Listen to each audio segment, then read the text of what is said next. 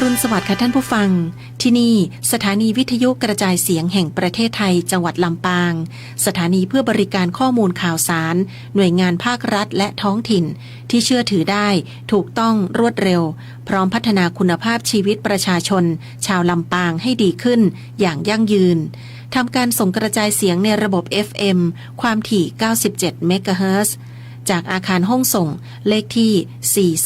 420 ถนนพหลโยธิน ตำบลหัวเวียง อำเภอเมือง จังหวัดลำปาง ตั้งแต่เวลา 5 นาฬิกาถึง 24 นาฬิกา เป็นประจำทุกวัน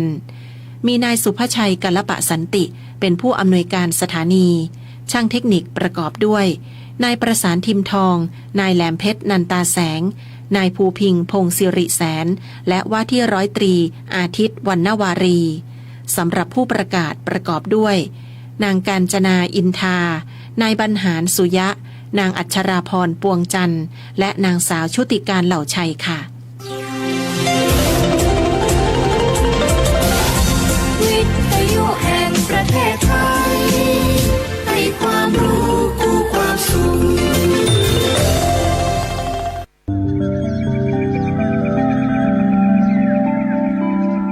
สถานีวิทยุกระจายเสียงแห่งประเทศไทยจังหวัดลำปาง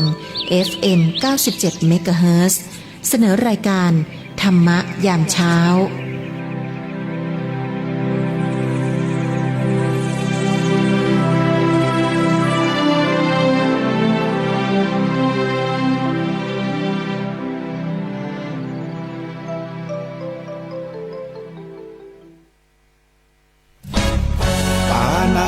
ปาตาเวรมณีอทินนาทานาเวรมณีกาเมมุสาสุราเม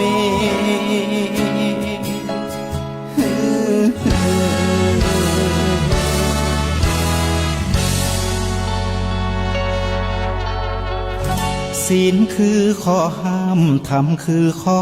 ให้พุทธองค์ตรัสไว้ชี้ทางใจให้ภาคเพียรเบญจศีลเบญจธรรมท่องจำสมัยเราเป็นนักเรียนธรรมะ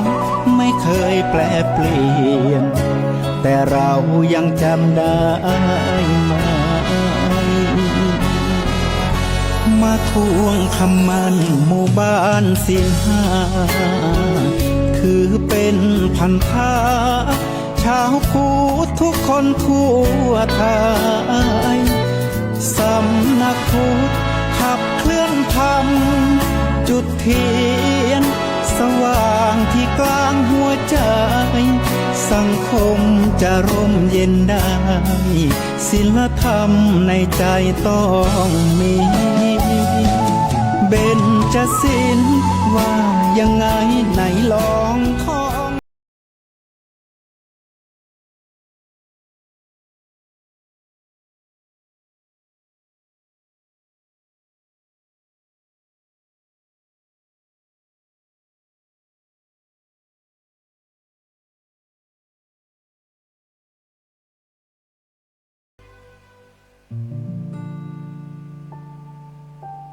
ถ้าเรามีกฎเกณฑ์ความสุขในชีวิต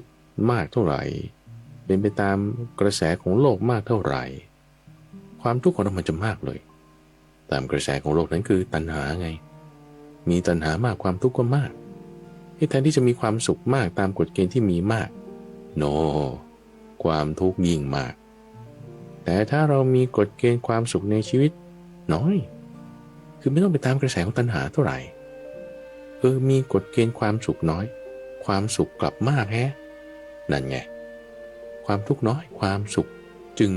มีมากยินดีต้อนรับสู่สถานีวิทยุกระจายเสียงแห่งประเทศไทย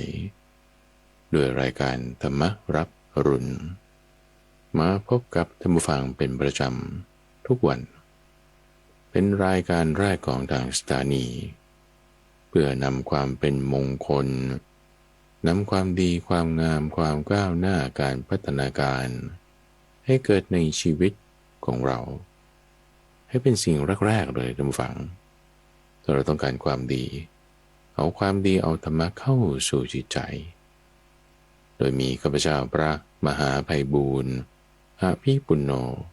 เป็นผู้ดำเนินรายการในทุกวันจันทร์เป็นช่วงของสมการชีวิตที่ข้าพเจ้าจะนำเงื่อนไขของการดำเนินชีวิตที่มันเป็นปัจจัยต่างๆไม่ว่าจะเรื่องปัจจัยสี่ปัจจัยเรื่องคนเรื่องของเรื่องสิ่งแวดล้อมการงานความรักสังคมประเด็นต่างๆที่จะทำให้เรามีความสุขหรือความทุกข์เหล่านี้มาพูดคุยดูสิว่าเงื่อนไขเหล่านั้นเนี่ยมันมาแบบว่าผูกกันเป็นปมแล้วมันก็จะมีความทุกข์ความเศร้าหมองโอ้ชีวิตมันเหมือนกับไม่ลงตัวถ้ามันไม่ลงตัวแสดงว่าเงื่อนนั้นมันเป็นปมละปัจจัยนั้นทำให้มันไม่ลงตัวสมการมันไม่ลงตัวมันก็เลยปวดหัวเราจะเอาธรรมะเข้ามาปรับใช้ได้อย่างไรให้เงื่อนต่างๆนั้นมันคลี่คลายให้ปัจจัยต่างๆเหล่านั้นสมการนั้นลงตัวจิตใจของเรานี่แหละทุกฝังจึงมีความสำคัญการฟังธรรมนี่แหละทุกฝังจึงมีความสำคัญเพราะพอฟังแล้วเข้าสู่หัวสมองเข้าสู่จิตใจปรับตรงจิตใจของเราพอปรับที่จิตใจของเราแล้วสิ่งแวดล้อมภายนอกอาจจะไม่ได้เปลี่ยนนะแต่ว่ามันเกิดความลงล็อกลงตัวขึ้นในจิตใจของเราในทุกวันจันทร์จึงได้จะนำประเด็นเรื่องต่างๆเหล่านี้แหละทุกฟังมาพูดคุยกันโดยในช่วงต้นของรายการก็จะเป็นเคสหรือว่าตัวอย่างของการดำเนินชีวิตที่ท่านผู้ฟังได้แบ่งปันกันมาหรืออาจจะเป็นเคสที่เราเห็นได้อยู่ในปัจจุบันข้าพเจ้าจะยกเป็นเคสขึ้นมาพูดคุยแบ่งปันแล้วในช่วงที่2ของรายการก็จะนำประเด็นปัญหาซึ่งวันนี้จะนำเรื่องกฎเกณฑ์ความสุขในชีวิตมาพูดคุยว่าในลักษณะเนื้อหาธรรมะนั้นจะมีการปรับใช้หรือมีลักษณะอย่างไรให้เกิดความเข้าใจในช่วงต้นท่านผู้ฟังช่วงของไต่ตามทางเคสของท่านผู้ฟังวันนี้ก็แบ่งปันให้ทราบว่าในชีวิตช่วงประมาณสักก่อนโควิดได้ 4-5 ปีในช่วงไม่ถึง10 ปีของท่านผู้ฟังท่านนี้ท่านผู้ฟังก็มีความทุกข์มากแบบเจอข้อสอบชนิดที่หนักมากไล่มาตั้งแต่เรื่องเงินทองละมีปัญหาเรื่องที่ทำงานเงินเดือนลดลงเรื่องเปลี่ยนแปลงที่ทำงานเรื่องเกี่ยวกับบ้านที่อยู่อาศัยว่าธนาคารเขาจะมายึดไปเรามีสินทรัพย์อย่างนี้จะขายได้ไหมหรือจะยังไงเราจะเอาเงินหมุนไปที่ไหนปวดหัวมากเครียดมากเครียดเนี่ยจนกระทั่งว่าร่างกายเนี่ยก็มีปัญหาตามมาปวดเมื่อยแล้วก็1เรื่องโรคกระเพาะแล้วก็2มันยังขึ้นถึงศีรษะปวดหัวยิ่งงานนี่ก็ไม่ดีแล้วยังมีผลต่อเนื่องถึงประสิทธิภาพในการงานนี่ปีแรกเนี่ยเจอเรื่องนี้เรื่องการเงินการทองพอแก้ปัญหาไปได้ผ่านมาปีที่2ญาติพี่น้องนี่เสียชีวิตอีกคือคุณแม่มาเสียไปคุณแม่เสียไปโอ้โหก็เสียใจมากแม่เราเนาะปีต่อมาอีกพี่สาวเสียพี่สาวแท้ๆนี่แหละคลอดคลานตามกันมาอุบัติเหตุด้วยโอ้มึนเลยคราวนี้ข้อสอบนี่ทำไมมันหนักแท้ปีถัดมาต่อไปอีกพี่ชายเสียพี่ชายนี่เป็นโรคแบบหัวใจวายอยู่ๆก็อึกล้มไปแบบว่าปัจจุบันทันด่วนต่อมาอีกเจอปัญหาเรื่องโควิดเรื่องที่ว่าทำงานไปยังไงติดต่อผู้คนเรื่องสุขภาพตัวเราเองอีกเจอแต่เรื่องข้อทดสอบมาหลาย ข้อหลายอย่าง เจอข้อสอบแบบนี้เธอเล่าให้ฟังว่าโอ้บางทีนี่แบบมันมึนไปเลยนะมึนนี่คือแบบไม่รู้จะทำอะไรก่อนอะไรหลังนะหยิบอันนี้หรือจะทำอันนั้นหรือจะเดินไปห้องน้ำหรือจะไปกินข้าวหรือจะไปเก็บของคือมันมึนจนแบบบางทีทำอะไรไม่ถูกเนี่ยถ้าไม่มีธรรมะเนี่ยนะคือเป็นโรคซึมเศร้าได้นะคือบางคนถึงขนาดว่าแม้จะมีธรรมะก็ยังเป็นโรคซึมเศร้าได้นะคือลักษณะที่ว่ามันไม่เป็นอันทำอะไรเลยนะจะมีแบบว่าอยู่นิ่งๆแล้วก็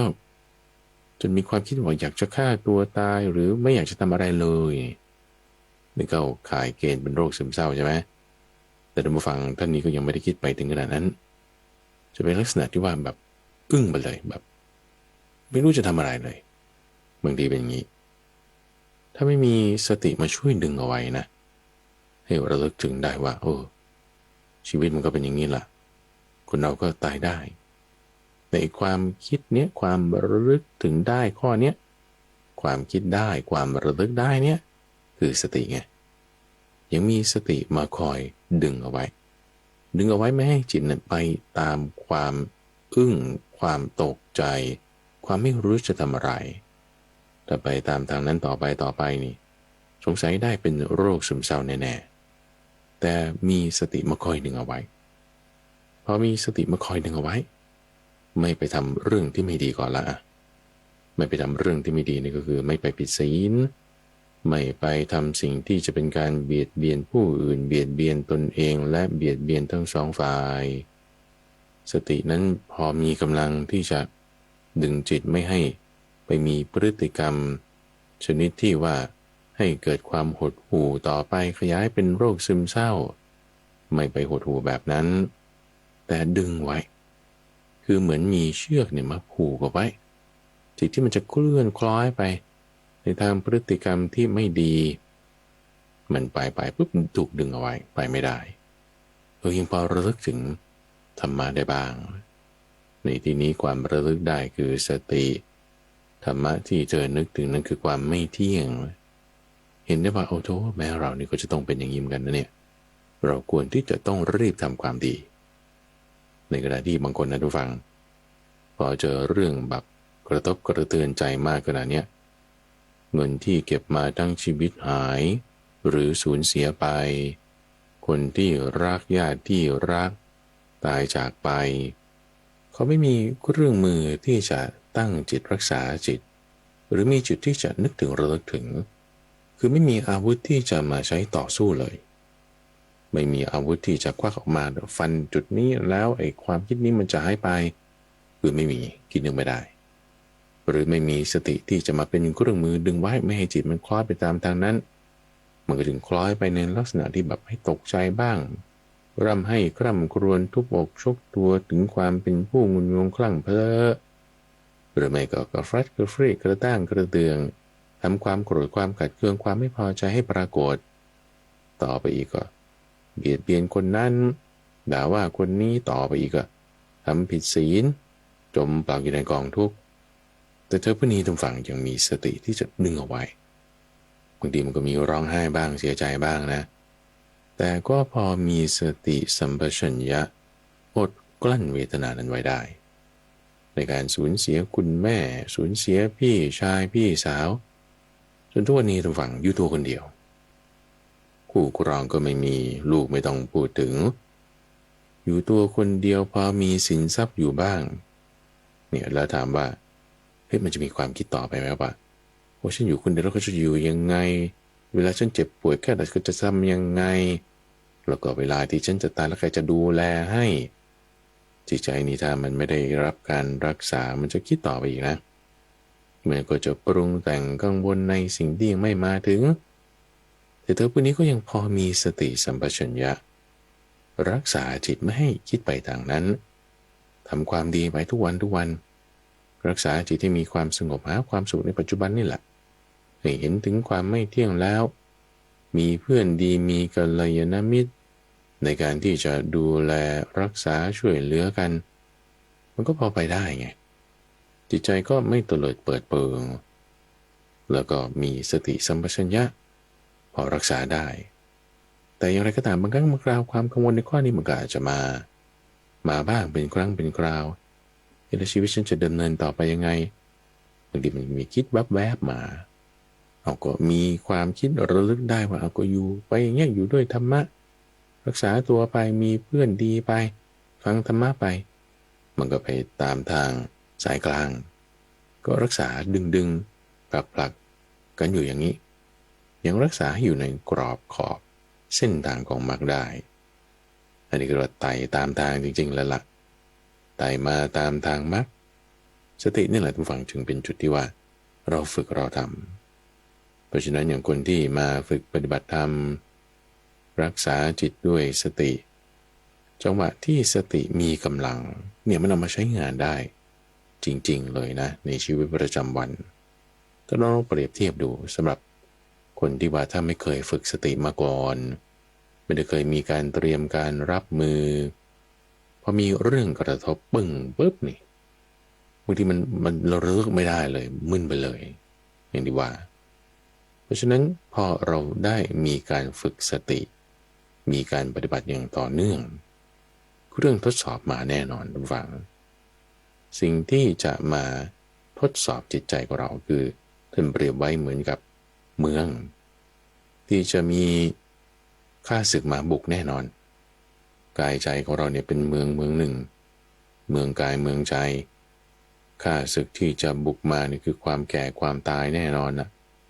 มันมาแล้วเราจะรักษาเมืองใจของเราได้ไหมให้จิตใจของเราเนี่ยมันมีความคงที่ตั้งมั่นไว้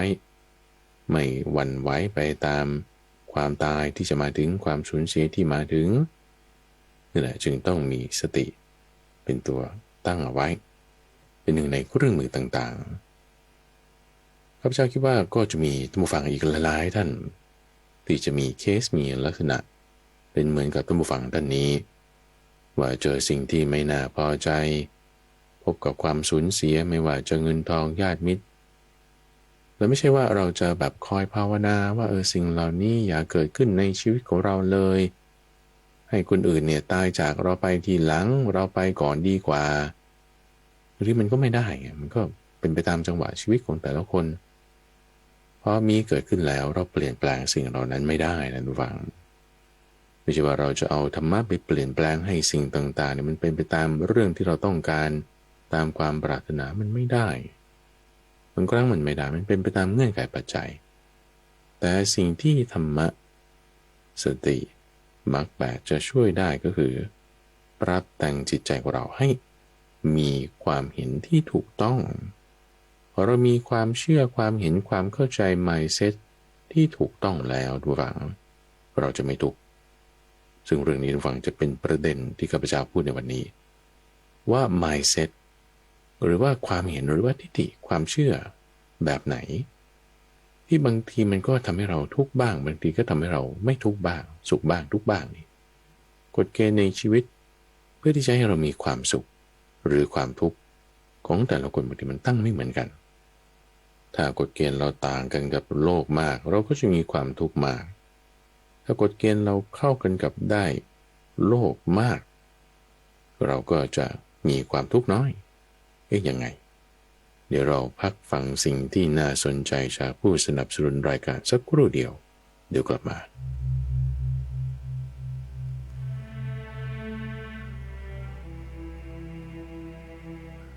พุทธภาษิตเรื่องเหตุที่ชื่อว่าพุทธะมาในคุตตกนิกายสัพพิยสูตรกัปปานิวิจเจยะเกวลานิสังสารังทุพยังจุตูปะปาตังวิขตระชมะนังขนังวิสุทธังปัตตังชาติกยังตะมาหุพุทธังแปลว่าบุคคลผู้พิจารณาสังสารวัฏทั้งสองส่วนคือจุติและอุบัติตลอดกับทั้งสิ้นแล้วปราศจากทุลีไม่มีกิเลสพอกพูนเป็นผู้หมดจดบรรลุภาวะที่สิ้นสุดการเกิดบัณฑิตเรียกว่าพุทธะค ความเป็นมาแห่งพุทธภาษิตนี้สัพพิยะปริภาชกเรียนปัญหา20 ข้อจากเทวดาผู้เคยเป็นญาติแล้วเข้าเฝ้าทูลถามหนึ่งในปัญหาว่าบุคคลรู้อะไรบัณฑิตจึงเรียกว่าพุทธะพระพุทธเจ้าจึงตรัสภาษิตนี้ตอบคือการพิจารณาสังสารวัฏตลอดกลับแล้วเห็นด้วยบุพเพนิวาสานุสติญาณพิจารณาเห็นสังสารวัฏทั้งสองส่วนคือจุตูปปาตญาณปราศจากทุลีคืออาสวัคยญาณเกิดขึ้นรวมเป็นบรรลุวิชชา3จึงเป็นพุทธะคนเราเนี่ยมันไม่ควรทุกข์โดยไม่จำเป็นท่านผู้ฟังคือถ้ามันมีความจำเป็นว่าคุณจะต้องทุกข์บ้างโดนบ้างก็ค่อยทุกข์อยู่แต่จริงๆแล้วความจำเป็นในข้อนั้นมันไม่มีเลยท่านผู้ฟังที่ว่าเราจะต้องมาทุกข์เพราะเรื่องนั้นเรื่องนี้มันอยู่ที่ว่ากฎเกณฑ์ที่เราตั้งไงว่าถ้าเราตั้งกฎเกณฑ์ว่าความสุขฉันต้องเป็นแบบนี้แต่ฉันไม่ได้ก็จึงจะต้องมาทุกข์ก็ถ้ากฎเกณฑ์ที่เราตั้งแล้วมันทำให้เราเกิดทุกข์แล้วทำไมเราไม่เปลี่ยนกฎล่ะก็นั่นนะสิว่ากฎเกณฑ์บางที่มันไร้สาระไม่เกิดประโยชน์ทำให้เราทุกข์โดยไม่จำเป็นนี่ว่าเราจึงจำเป็นจริงๆหรือว่าต้องทุกข์ไม่เลยเราทุกข์โดยไม่จำเป็นถ้าเราเปลี่ยนกฎเกณฑ์ใหม่เราตั้งใหม่เราทำใหม่เราก็ไม่จำเป็นต้องทุกข์ไงทุกฝังนี่คือช่วงของปรับตัวแปรแก้สมการในรายการสมการชีวิตที่จะนำเงื่อนไขปัจจัยต่างๆในชีวิตของเรามาปรับดูสิว่าเราจะคลายทุกข์เราจะได้ไม่เกิดถึงสุขได้อย่างไรทุกคนในโลกนี้ไม่ใช่แค่คนสัตว์ด้วยไม่ใช่แค่คนแค่สัตว์เทวดาด้วยทุกตัวสิ่งมีชีวิตทุกประเภทจะถูกผลักดันถูกขับดันด้วยเวทนาทุกคนทุกฝั่งรักสุขเกลียดทุกข์ทั้งนั้นแหละทุกข์ขับดันด้วยเวทนาอยู่อะไรที่มันจะทุกข์ฉันจะไปทำไมก็ไม่เอาแล้วอะไรที่เป็นสุขก็เอาสิได้ก็ดีเอาเลยความสุขนี่คือถูกผลักดันด้วยเวทนาทุกคนเลยนะเอาต่อให้ว่าพวกที่รักความแบบชอบเจ็บรักความรุนแรงหมายถึงว่าไม่ใช่ไปทำคนอื่นนะแต่ว่าตัวเองชอบเจ็บอย่างพวกทรมานตนเองนะก็ถูกขับดันด้วยเวทนาเหมือนกันเขาก็ชอบลักษณะภาษาแบบนี้ภาษาที่ทำให้เจ็บเนี่ยมันกลายเป็นสุขเวทนาของเขาภายในใจยุทุกขเวทนาทางกายแต่มันเป็นสุขเวทนาทางใจทำไมเป็นอย่างนั้นได้เพราะเงื่อนไขที่เขาตั้งขึ้นเป็นกฎเกณฑ์ในชีวิตของเขามันเป็นอย่างนี้เดี๋ยวเราดูจากคนอื่นก่อนนะสมัยโบราณไม่ต้องเอาโบราณเอาสมัยเนี้ยที่ประเทศอินเดียเขายังมีอยู่นักบวชชนิดที่ว่าเปลือยกายหรือว่าต้องทำข้อปฏิบัติชนิดที่แบบเจ็บข้อปฏิบัติที่เราเรียกว่าเป็นการบำเพ็ญตบะเป็นทุกขกิริยาทำไมเขาถึงทำอย่างนั้นเขามีความเชื่อว่าอันนี้มันจะดีไงดีนี่คือสุขเวทนาใช่ไหมล่ะถึงแม้ว่ามันจะมีทุกข์อยู่ตอนนี้แหมไม่เป็นไรความเชื่อตรงเนี้ยคือทิฏฐิคือความเห็นคือความเชื่อคือความเข้าใจ mindset belief ของเขา belief เนี่ยคือความเชื่อซึ่งนี้ไม่เหมือนกันกับศรัทธานะศรัทธาในที่นี้คือความมั่นใจแต่ว่ามันคล้ายๆกันอยู่แต่มันไม่เหมือนกันไปเอาว่าคนที่เขามีความเชื่อมีความเห็นมีความเข้าใจไปอันใดอันหนึ่งเขาก็ทำไปตามความเห็นความเชื่อความเข้าใจของเขาอันนั้นเพื่ออะไรเพื่อจะให้พ้นทุกข์ไงเพื่อจะให้มีสุขไงให้เกิดสุขให้พ้นทุกข์ซึ่งไอ้กฎเกณฑ์ความสุขของชีวิตของแต่ละคนตรงนี้แหละที่ว่าเราตั้งขึ้นถูกล้อล้อมขึ้นมาเป็นทิฏฐิในชีวิตของเราเนี่ยมันแตกต่างกันตอนไม่ค่อยมีเงินไม่ค่อยมีทองนี่กฎเกณฑ์ความสุขก็เป็นแบบหนึ่งก็กินอะไรก็ได้ไม่ยากซื้อข้าวผัดกะเพราไม่ต้องมีไข่ดาวก็ได้30 บาทโอเคกินอิ่มละแต่พอบอกว่ามีเงินทองขึ้นมาหน่อยใช่ไหมต้องกินชาบูหม้อละ 3,000 นะโอมากาเสะด้วยนี่ยิ่งจะดีโอ้ยทำไมจองคิวไม่ได้สักทีโอ้ยทุกข์เนาะอย่างเงี้ย ทุกข์โดยไม่จำเป็นนะเนี่ยระวังก็ก่อนหน้านี้กินอะไรก็ได้ปะโอเคแต่พอมีเงินทองเสร็จปุ๊บโอมากาเสะไม่ได้แล้วแหมมันทุกข์เหลือเกินทำไมจองคิวไม่ได้ทีรอเป็นปีเป็นเดือนไม่ดีไม่ดี มีความหงุดหงิดมีความไม่พอใจบางทีไปบ่นให้เพื่อนฟังบ่นให้คู่ครองฟังบ่นให้บุตรธิดาฟังไอ้จิตใจเราสมัยมันวุ่นวายนะเมื่อก่อนก็กินอะไรก็ได้ไม่ยากนี่นะทำไมเราถึงมีลักษณะเปลี่ยนแปลงไปเนี่ยคือมันถูกหล่อหลอมไงคุณเราถูกหล่อหลอมด้วยสถานการณ์ถูกหล่อหลอมด้วยสิ่งแวดล้อมมาละมันมาได้ไงนะภาษาไงมีภาษามาเป็นเงินทองนี่เป็นภาษาแบบหนึ่งนะเห็นด้วยตาสัมผัสได้ด้วยกายมีภาษามาแล้วมันก็จึงหล่อหลอมลักษณะจิตใจของเราให้เป็นแบบใหม่นี้ขึ้นมาหรือเมื่อก่อนนี่ก่อนที่จะมีระบบสมาร์ทโฟนนี่คุณก็ใช้โทรศัพท์ธรรมดาใช่ไหมล่ะเป็นแบบปุ่มกดมันก็มีเป็นตัวเลข9ตัว10ตัวแต่ว่าพอมีสมาร์ทโฟนมี 4G 3G ซื้อโทรศัพท์ใหม่มาดูสิค่า 4G 5G มันราคาเท่านี้ใช้ Wi-Fi สิที่นี่ไม่มี Wi-Fi เลยเนี่ยโธ่บ่นนั่นนี่ทำไมจิตใจเรามันเปลี่ยนแปลงไปแน่นอนท่านผู้ฟังทุกคนน่ะจิตใจเนี่ยพอมีภาษาอะไรมาเปลี่ยนแปลงมากระทบก็ทำให้ทิฏฐิความเห็นความเชื่อความเข้าใจmindsetของเราเปลี่ยนแปลงไปตามซึ่งภาษามันมีตลอดเวลาเปลี่ยนแปลงไปตามกาลเวลาช่วงชีวิตของแต่ละคนก็มีความสุขความทุกข์ไม่เหมือนกันอย่างตอนเป็นวัยรุ่นเป็นเขาเรียกว่าผู้ใหญ่ที่ยังอายุไม่มากช่วง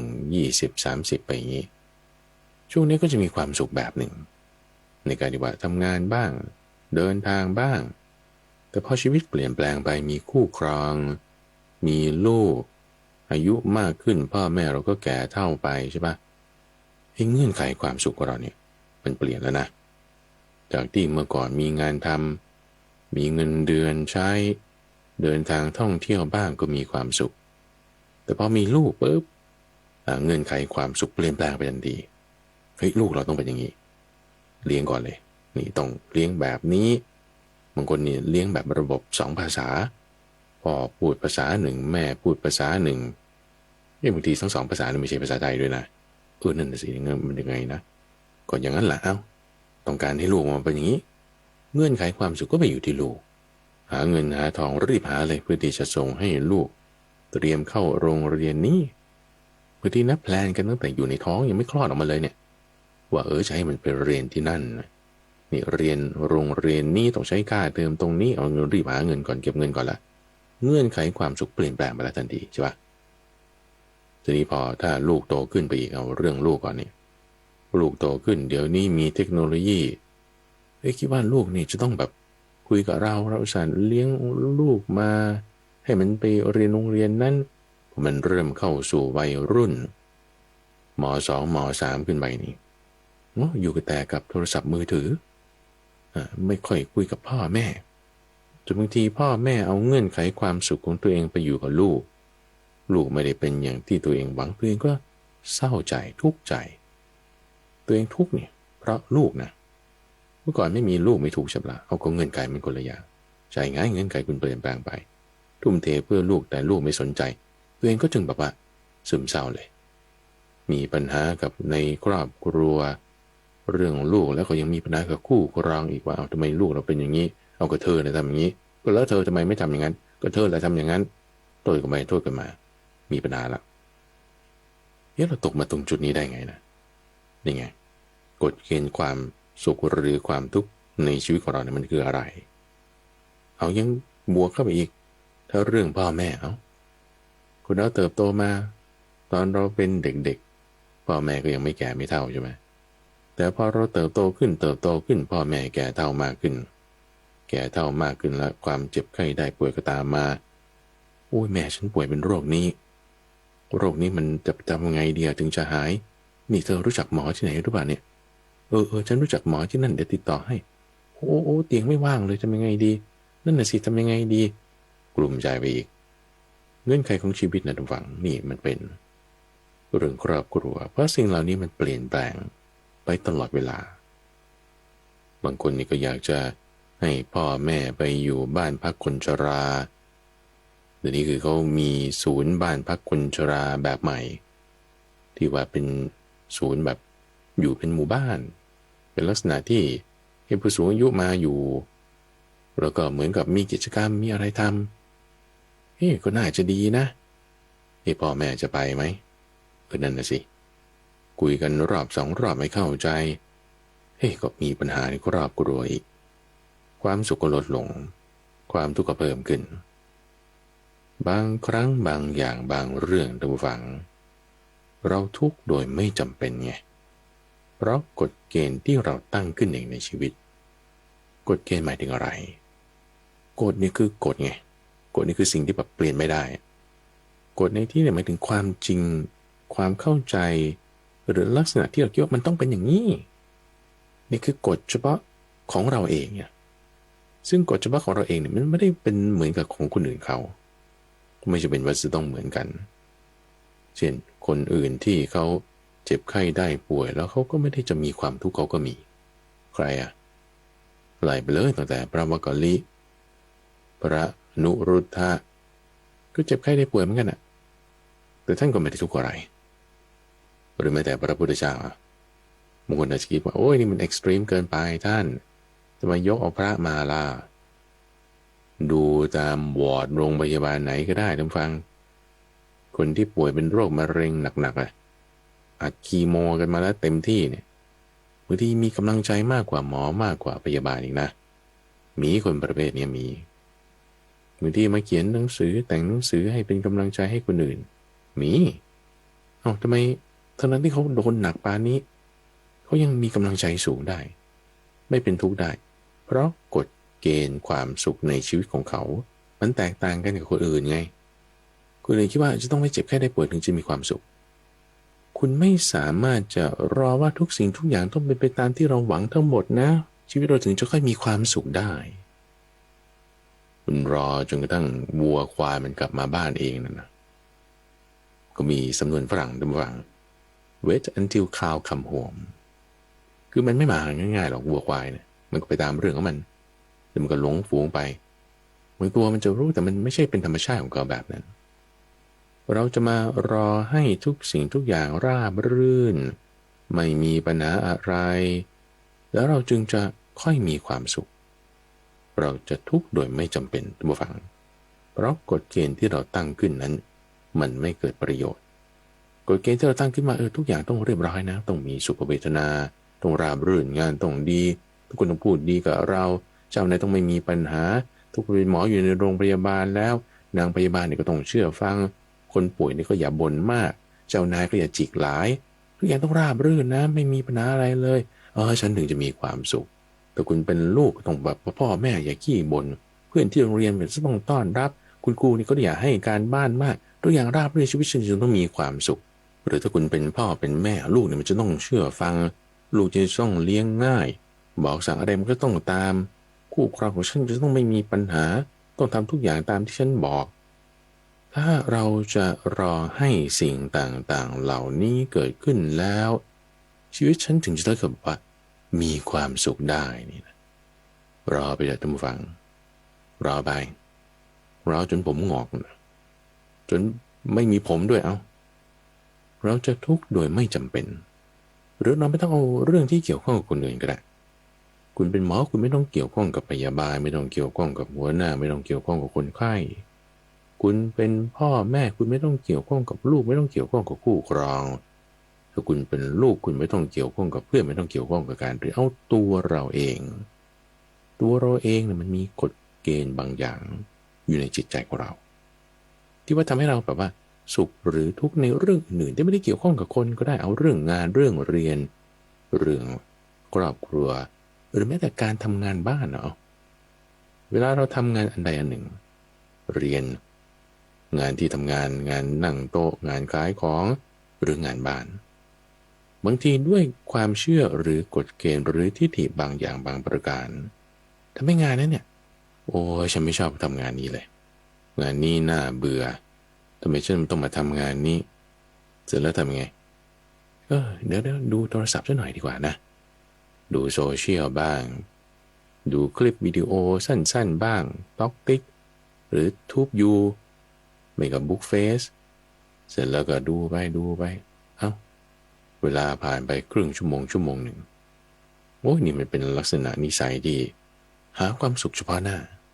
ในงานที่มันแบบไม่ค่อยมีความสุขคือจิตใจของมนุษย์และสัตว์ทั้งหลายถูกผลักดันด้วยเวทนาพอเจออะไรที่เป็นทุกขเวทนาในที่นี้คืองานที่มันน่าเบื่อวิชาที่มันไม่น่าสนใจจะเรียนงานการอะไรที่มันแบบว่าเป็นเรื่องรูทีนเป็นงานที่ไม่น่าสนใจงานที่ไม่ชอบทำเราก็เลยจะมาหาความสุขเล็กๆน้อยๆจากการรูดโทรศัพท์มือถือบ้างซึ่งเดี๋ยวนี้มันมาทุกรูปแบบทุกฝั่งเกมออนไลน์มารูปแบบของการพนันออนไลน์หรือไม่ก็ช้อปปิ้งออนไลน์ไม่ต่างกันโซเชียลมีเดียช้อปปิ้งออนไลน์พนันออนไลน์หรือเสพสื่อออนไลน์ทั้งหลายเนี่ยรูดขึ้นรูดลงเสร็จปุ๊บมันก็มีความสุขเดี๋ยวนั้นทันทีแล้วเวลาเราก็เสียไปใช่ปะการงานก็ประสิทธิภาพลดลงถ้าเป็นนักเรียนผลการเรียนก็ลดลงขยายผลต่อไปมีปัญหากับผู้ปกครองพ่อแม่อีก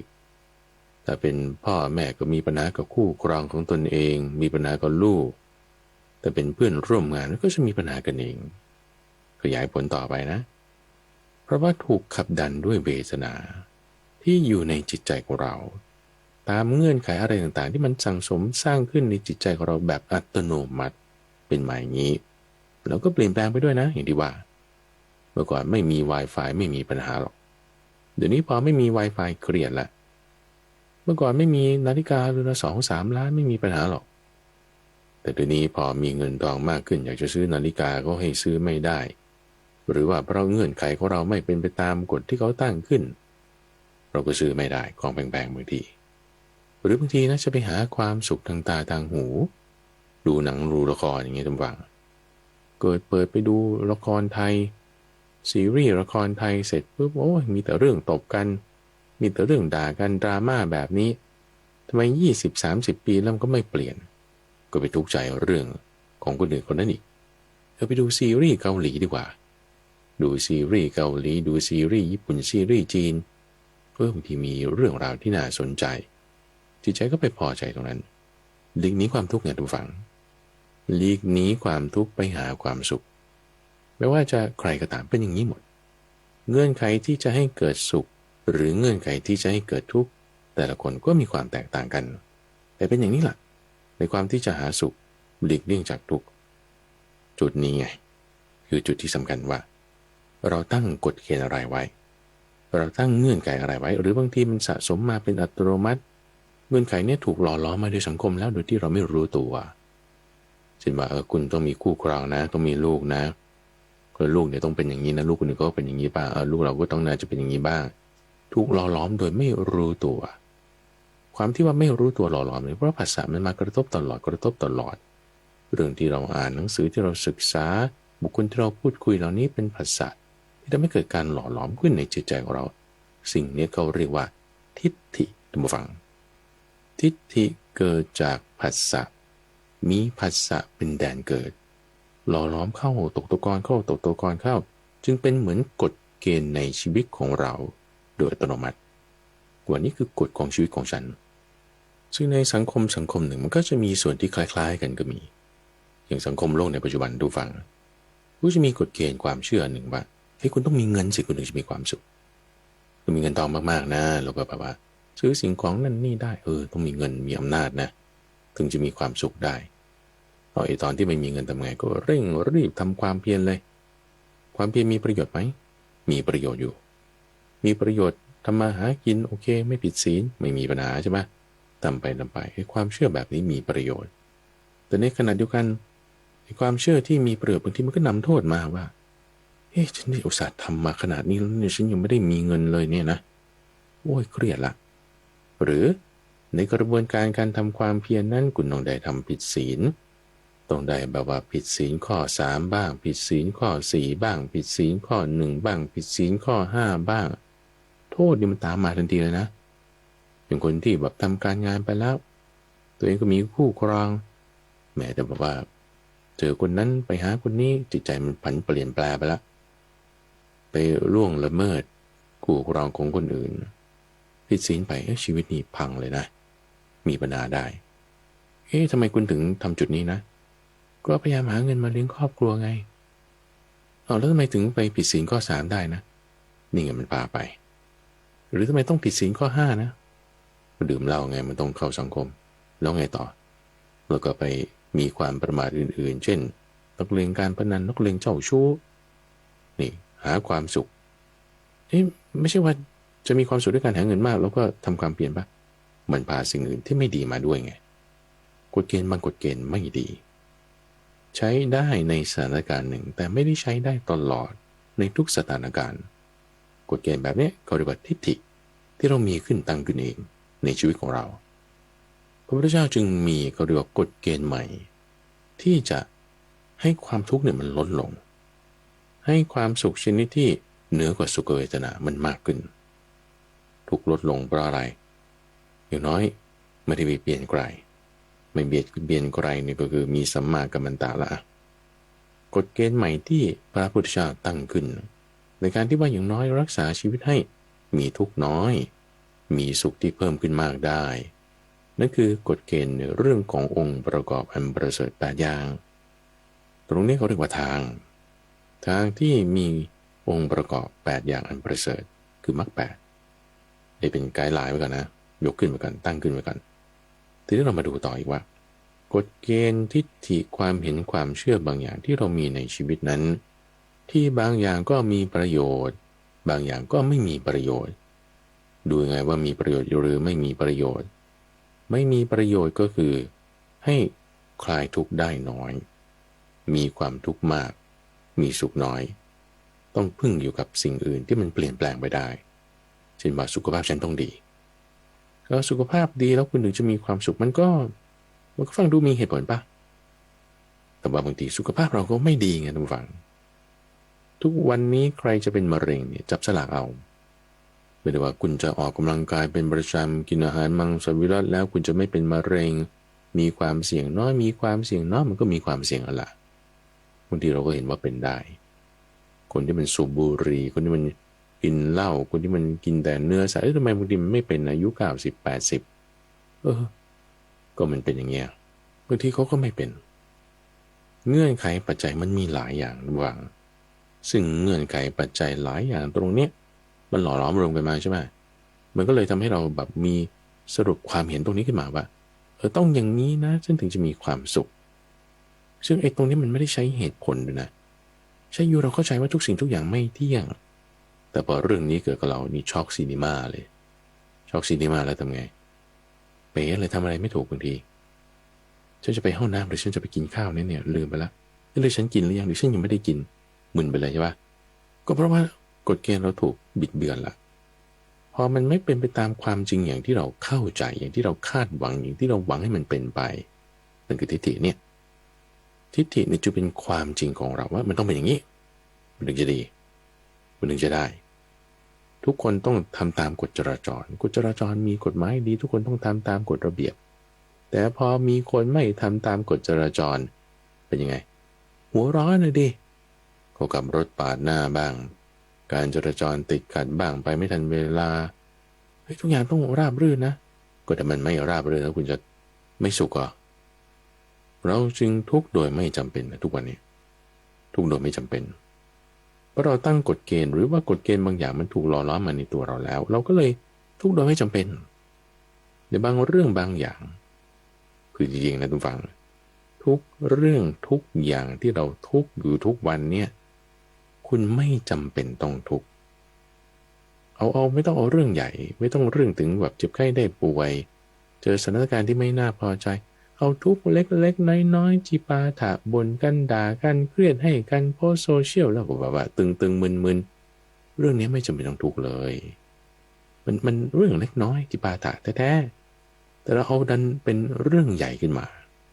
โดยยิ่งคนที่รู้จักกันใกล้ชิดกันเช่นสามีภรรยาพ่อแม่ลูกนี่ พื่อนฝูงที่รักกันใกล้ชิดกันบางทีใกล้ๆกันชิดกันนี่ทะเลาะกันเรื่องเล็กๆน้อยๆเธอเอาน้ำจิ้มมาใส่ตรงนี้ทำอาหารอันนี้มากินทำไมไม่สั่งอันนี้แต่สั่งอันนั้นเรื่องเล็กๆน้อยๆเนี่ยมันทดสอบกันใช่ปะพอรู้จุดที่ว่ามันจะกดปุ่มไหนมันจะจี๊ดนี่มันมักจะถูกกดอยู่เรื่อยคนที่รู้ปุ่มที่มันจะต้องกดเราก็จึงทุกข์แล้วก็มีปัญหากันตัวข้าพเจ้าทุกฝั่งก่อนมาบวชนี่ก็มีแพทเทิร์นมีกฎเกณฑ์ความสุขกฎเกณฑ์ของความทุกข์แบบนี้เหมือนกันงานบางอย่างเรื่องการทำงานนี่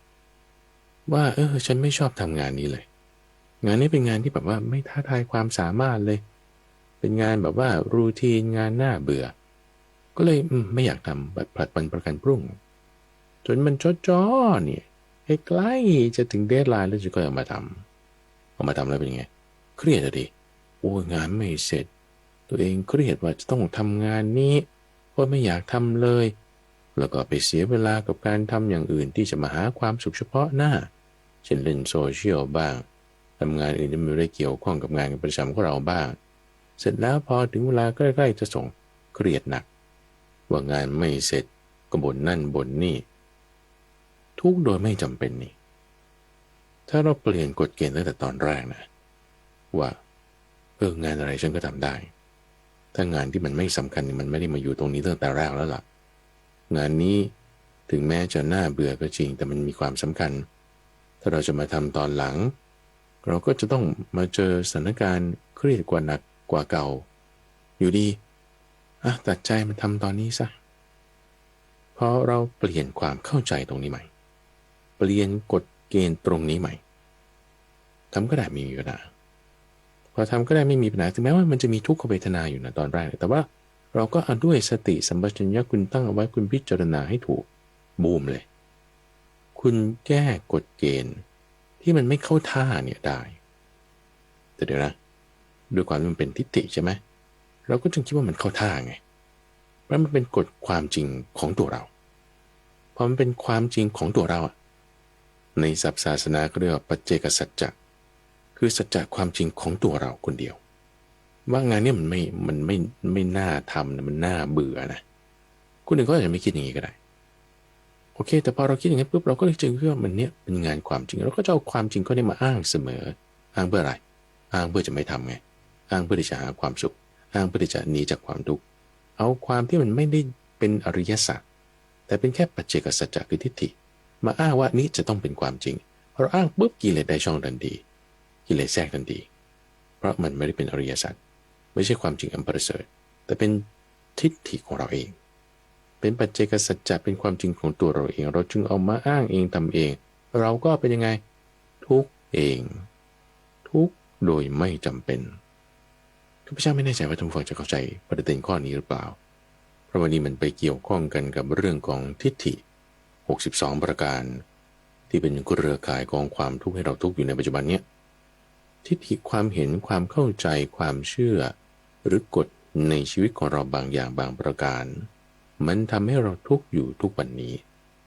ถ้าเราเปลี่ยนกฎเกณฑ์ความสุขของเราได้ให้มีเงื่อนไขที่น้อยลงหรือเป็นไปตามเงื่อนไขของอริยสัจเป็นไปตามสัจจะความจริงที่เป็นระบบของโลกเราจะมีความทุกข์ลดลงมากความสุขชนิดที่เหนือกว่าความสุขเวทนาจะเพิ่มขึ้นอย่างมากปัญหาในชีวิตประจำวันของเราจะลดลงเป็นทวีคูณท่านเปรียบเทียบไว้กับภูเขาหิมาลัยกับเอานิ้วมือที่ตัดเล็บสั้นๆแล้วเนี่ยไปเกี่ยเศษดินขึ้นมามีเศษฝุ่นติดอยู่ที่ปลายเล็บเท่าไหร่นั่นแหละเปรียบเทียบกันโอ้โหปริมาณดินที่อยู่ในขุนเขาหิมาลัยกับปริมาณดินที่ติดอยู่ที่ปลายเล็บเนี่ยมันเทียบกันไม่ติดเลยกับอะไรกับถ้าเราเปลี่ยนกฎเกณฑ์ความสุขหรือความทุกข์ในชีวิตของเราให้เป็นไปตามกฎเกณฑ์ของระบบโลกเป็นอริยสัจเปลี่ยนปัจเจกสัจจะของเราคือความเข้าใจความเห็นว่าเนี่ยโลกมันต้องเป็นอย่างนี้นะคือคนไข้ต้องเป็นอย่างนี้ถ้าคุณเป็นหมอเศรษฐกิจต้องเป็นอย่างนี้ถ้าคุณเป็นนักธุรกิจบ้านเมืองต้องเป็นอย่างนี้ถ้าคุณเป็นนักการเมือง การจราจรต้องเป็นอย่างนี้ถ้าคุณเป็นผู้โดยสารอยู่ขับรถในการจราจรลูกต้องเป็นอย่างนี้คู่ครองต้องเป็นอย่างนี้อย่างนี้อย่างนี้นี่คือกฎเกณฑ์ในชีวิตของเราไงมันคือปัจเจกสัจจะของแต่ละคนละคนถ้าเราปรับได้ปรับให้มันเป็นตามระบบโลกได้ว่าทุกอย่างเกิดขึ้นตามเหตุตามปัจจัยมีความไม่เที่ยงเป็นธรรมดาเข้าใจแค่นี้ทุกฝังคนแบบเนี้ยเขาเรียกว่าเป็นผู้ที่มาตามกระแสที่จะพ้นทุกข์นะผู้มาตามกระแสเนี่ยมาจากคำว่าโสตะเขาจึงเรียกผู้ตามกระแสนี่ว่าโสดาบันท่านว่ามีความรู้สึกอย่างนี้ว่าวันแดดร่มลมตกไม่ต้องเอาทุกวันก็ได้เอาบางวันวันนี้อากาศดีฉันตื่นเช้าขึ้นมาแล้วจะมีความรู้สึกอย่างนี้มีความเชื่ออย่างนี้มีความเข้าใจว่าอย่างนี้ว่าตาหูจมูกลิ้นกายและใจมันไม่ค่อยเที่ยงนะนี่นะ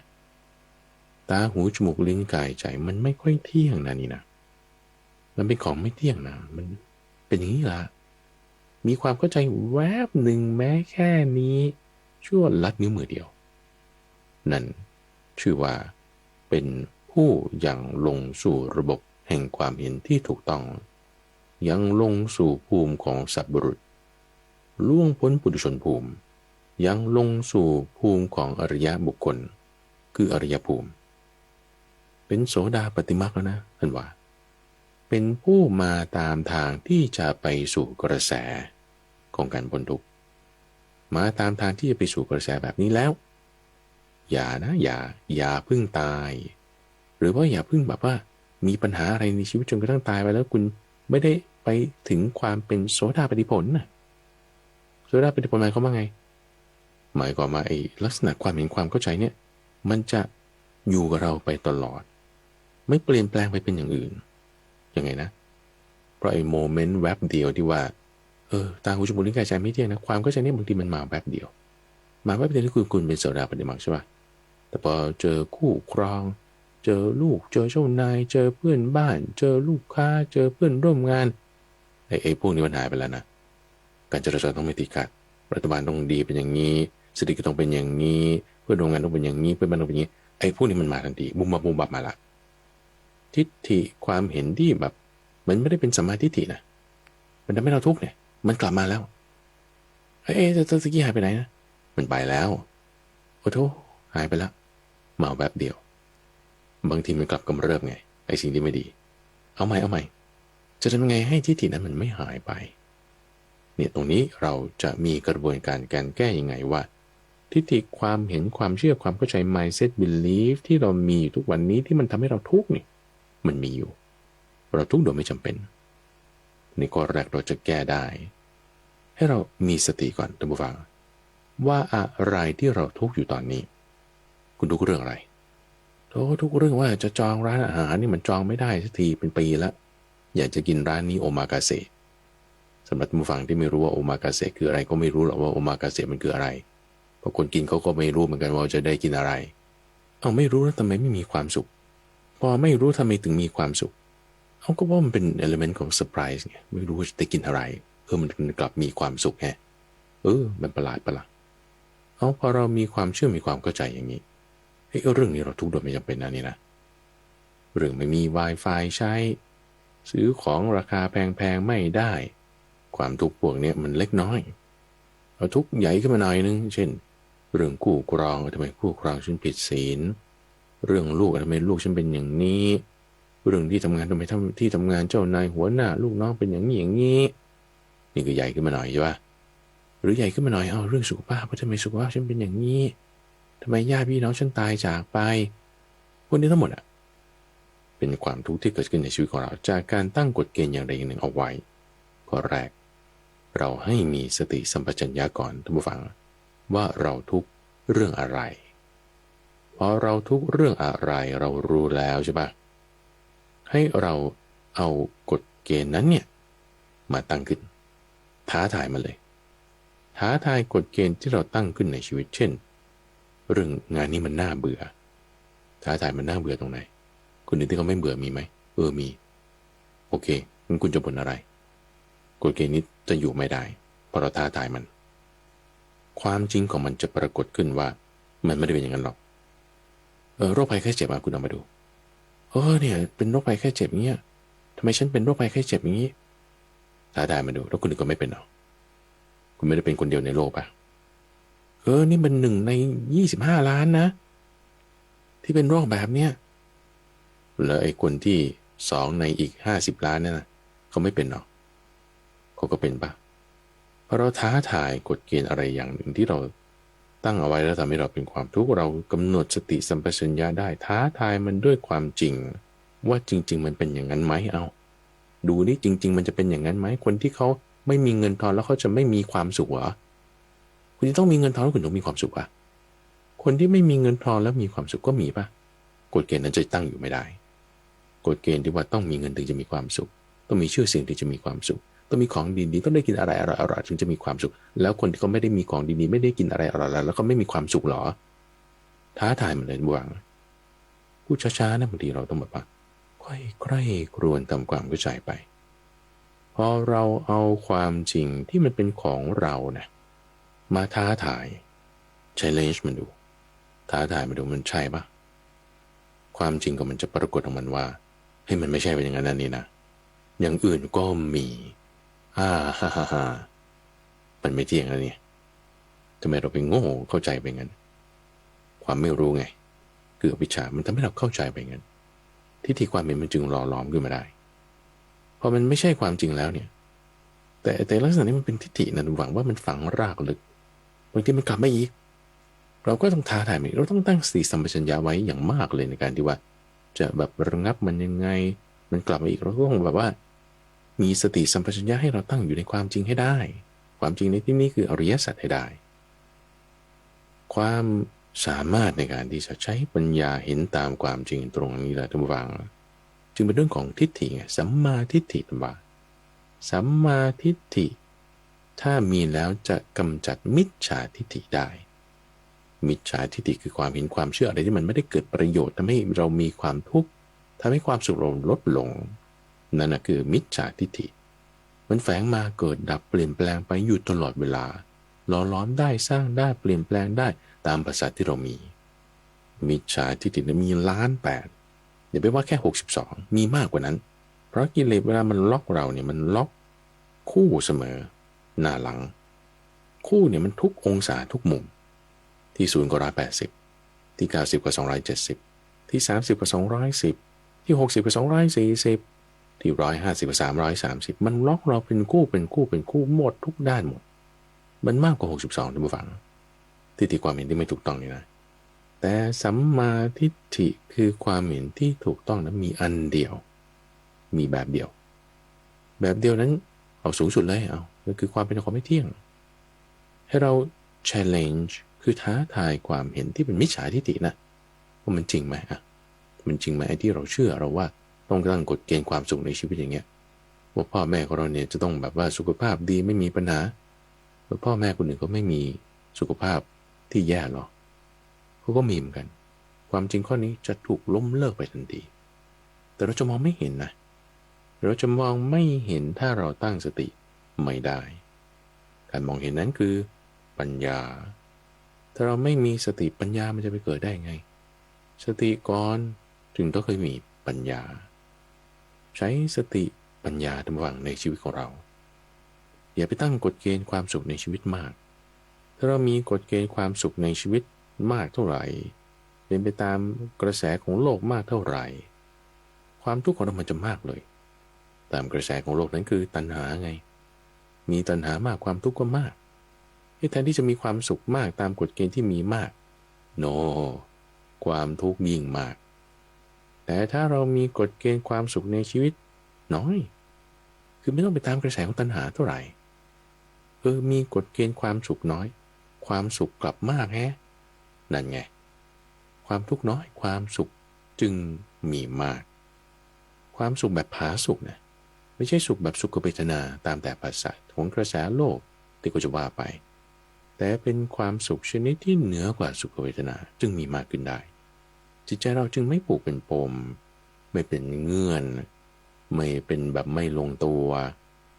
กินอะไรก็ได้ทุกฟังมันก็มีความสุขได้อยู่ที่ไหนก็ได้ทุกฟังมันก็มีความสุขได้ ทำอะไรก็ได้ทุกฝังมีความสุขได้หมดเพราะความสุขเกิดขึ้นจากในภายในไม่ได้เป็นตามเงื่อนไขของสิ่งภายนอกเราไม่จำเป็นต้องรอสิ่งต่างๆให้เป็นไปตามเงื่อนไขปัจจัยที่เราคาดหวังเราถึงจะมีความสุขไม่จำเป็นท่านผู้ฟังเรามีความสุขที่นี่เดี๋ยวนี้ปัจจุบันนี้ได้ทันทีด้วยการตั้งจิตของเราใหม่ให้มาตามทางมรรคแปดมาตามทางที่มีองค์ประกอบอันประเสริฐ8อย่างอยู่ที่ไหนกับใครทำอะไรงานประเภทไหนสุขหรือทุกข์อย่างไรความผาสุกมีในชีวิตของเราได้ฝากเอาไว้ท่านฟังในเรื่องกฎเกณฑ์ความสุขในชีวิตของเราหวังว่าท่านผู้ฟังจะปรับกฎเกณฑ์ของเราใหม่กฎเกณฑ์ของเราเนี่ยมันเป็นทิฏฐิอันหนึ่งให้กฎเกณฑ์ของเราเป็นไปตามกฎเกณฑ์ของโลกเป็นกฎของอริยสัจความจริงอันประเสริฐถ้าเราปรับไปตามนี้แล้วชีวิตของเราเนี่ยมีความสุขได้ทันทีท่านผู้ฟังสามารถติดตามรับฟังช่วงของสมการชีวิตได้ในทุกวันจันทร์ตั้งแต่เวลา 5:00 ถึง 6:00 น.ทั้งสถานีวิทยุกระจายเสียงแห่งประเทศไทยพบกันใหม่ในวันพรุ่งนี้เจริญพร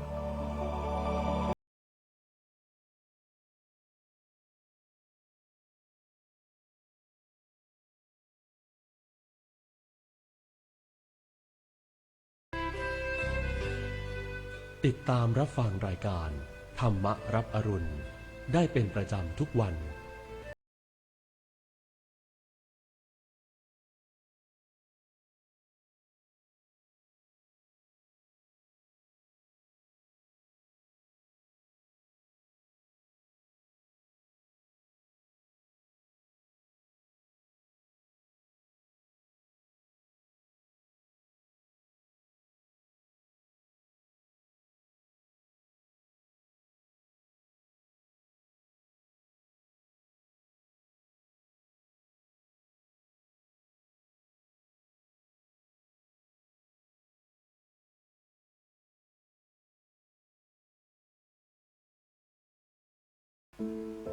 คำบางคำคุณไม่คิดแต่พ่อแม่คิด โอ๊ยเลิกบ่นเลิกจู้จี้สักทีได้ไหมน่ารำคาญ คำพูดรุนแรงสาเหตุสำคัญที่ก่อให้เกิดภาวะซึมเศร้าในผู้สูงอายุ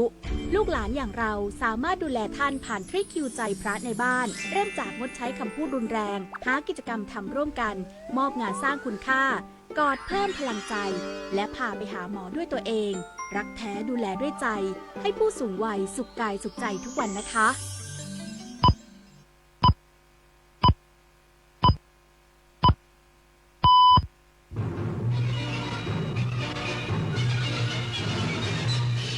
สถานีวิทยุกระจายเสียงแห่งประเทศไทยและเครือข่ายทั่วประเทศเสนอข่าวต้นชั่วโมง